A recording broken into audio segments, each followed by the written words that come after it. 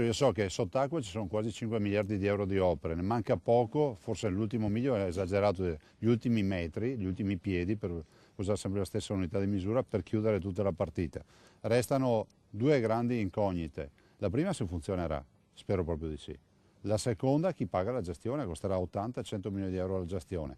E una terza ce l'aggiungo io, ricordo a tutti che a Mose funzionante San Marco va sotto acqua.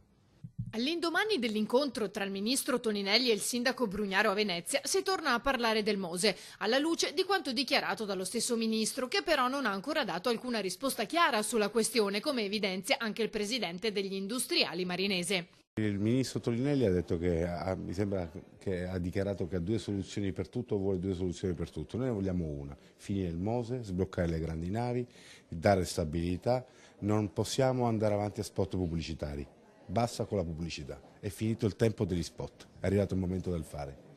Ma in attesa di scoprire quali saranno le valutazioni del ministro, arrivano buone notizie dal Consiglio regionale Veneto, che in giornata ha approvato un provvedimento per riallocare rilevanti risorse finanziarie sui finanziamenti della legge speciale per Venezia, derivanti da economie delle spese accertate. Si tratta di 15 milioni, un grande risultato, ha evidenziato l'assessore regionale alla legge speciale per Venezia Roberto Marcato, che consente di procedere sulla strada del risanamento della laguna, una nostra priorità.